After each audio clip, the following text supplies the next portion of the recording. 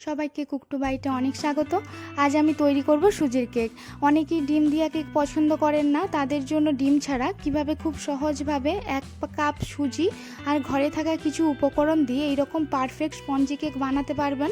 খুব সহজেই যে কেউ বানিয়ে নিতে পারবেন। চলুন তাহলে পদ্ধতিটি দেখে নেওয়া যাক।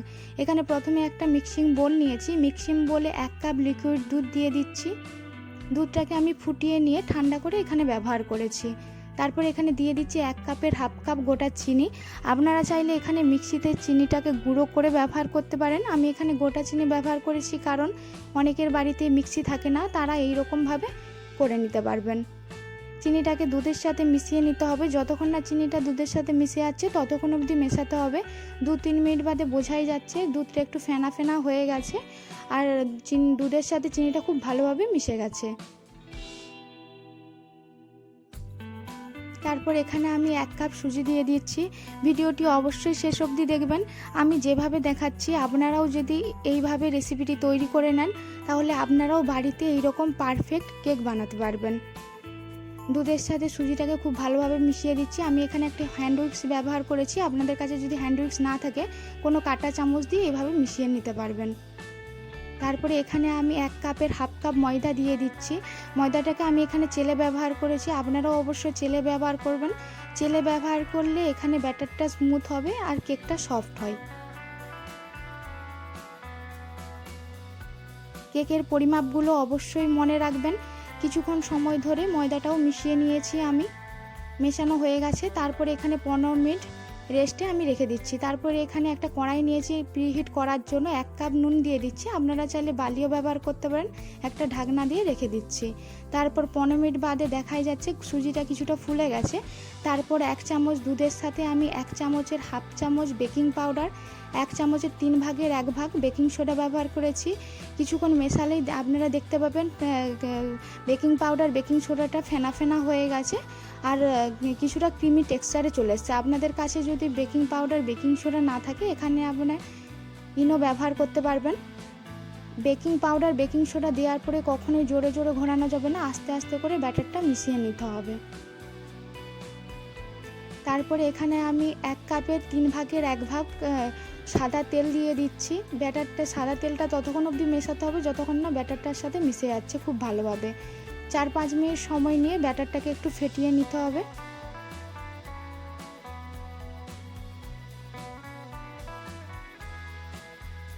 এই তো আমার কেকটা বেক করার জন্য কেকের মিশ্রণটা তৈরি হয়ে গেছে। আমি এখানে আপনাদেরকে কেকের মিশ্রণের ঘনত্বটা দেখিয়ে দিচ্ছি।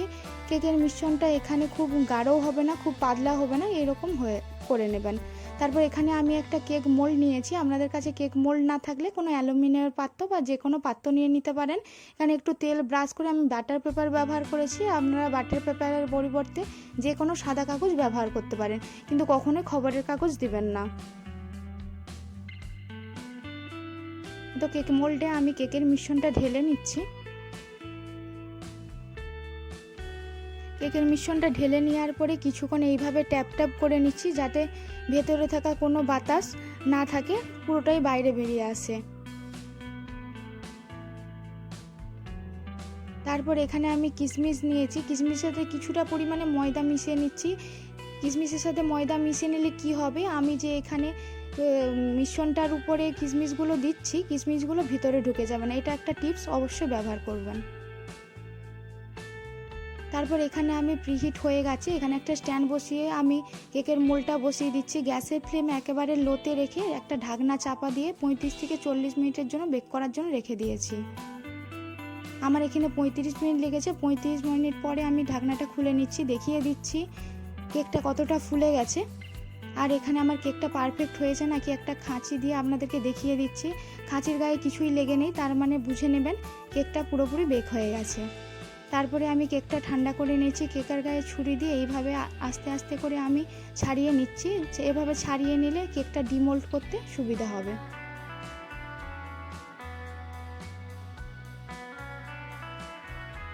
এই তো আমি এখানে একটা পাত্রে ঢেলে নিচ্ছি।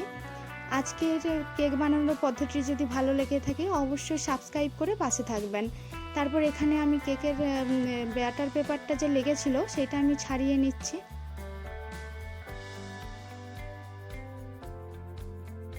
আপনাদেরকে কেকটা ঢেলে আমি দেখিয়ে দিচ্ছি কেকটা কতটা সফট হয়েছে আর স্পঞ্জি হয়েছে। নিশ্চয়ই দেখতে পাচ্ছেন কতটা সফট হয়েছে। অবশ্যই আপনারা বাড়িতে একবার বানাবেন, নিশ্চয়ই আপনাদের ভালো লাগবে। আপনাদেরকে এখানে কেটে আমি দেখিয়ে দিচ্ছি কেকটা কতটা স্পঞ্জি হয়েছে।